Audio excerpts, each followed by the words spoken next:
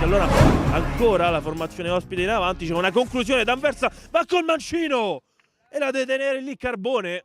Fa ripartire l'azione della Roma dai piedi di Seferi Klaus, la mette in banca, è il numero 2 che serve il bravo numero 11, chiuso da 3 avversari. Klaus va al mancino e la sblocca dopo 5 minuti. Una legnata del numero 11 servito da Cioccari che inchioda Carbone e sigla il vantaggio della Roma Calciotto alla Stella Azzurra. Attenzione a Severini, le finte su D'Anversa, alza la testa, si appoggia a Mellaro. Attaccato da Guadagno, alza la testa il numero 6, le finte, c'ha sul destro la conclusione e arriva il pareggio degli Hammers con la rasoiata di Mellaro che grazie a una deviazione supera Coletti. Attaccato da Mellaro, va centralmente da Giannini, molla il tocco intercettato da Peleggi che serve Bettinelli, il tocco dentro per Peleggi con il destro e al 18esimo gli Hammers ribaltano il risultato e passano in vantaggio sulla Roma.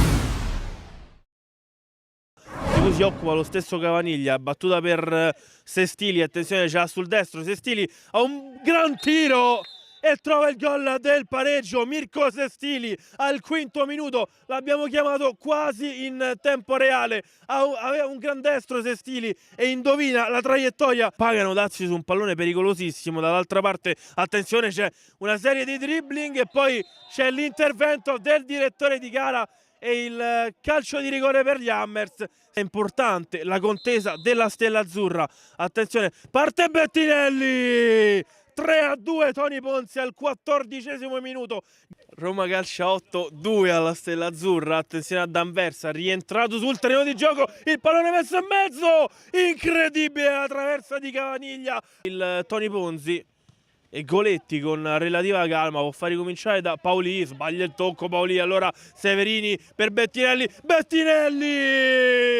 Il tocco al volo col sinistro sul pallone di Severini, 4-2 per i Toni Ponzi e questa potrebbe essere un'ipoteca importante sulla gara. Come diciamo, recupero escluso, attenzione al retropassaggio di Dio ci aiuti, che questa volta la mano stava per darla alla Roma, attenzione al pallone messo in mezzo, Solinas e Carbone, salva gli Hammers, si continua a giocare, cerca di scambiare con Bettinelli, il tocco è per Peleggi di prima, bene per Mellaro, vediamo se la tiene in campo il numero 6, solo per un secondo, ma arriva il triplice fischio del direttore di gara, termina quindi con la vittoria del Toni Ponzi Investigazioni che spezzano la striscia di sconfitte e piegano per 4-2 la Roma calcia 8.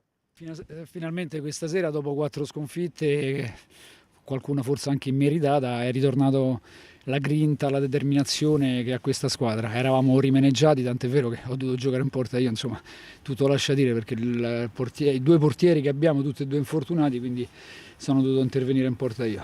È andata bene, sono contento perché questa squadra ha veramente una grinta, una determinazione e un carattere che lo tira fuori al momento opportuno. Dalle 4 sconfitte che venivamo, oggi abbiamo ritrovato una idea di identità di gioco che ci mancava da tempo, ovvero quello di non mollare su tutti i palloni, e oggi già dall'inizio abbiamo fatto bene perché insomma l'approccio alla partita è quello che conta, insomma.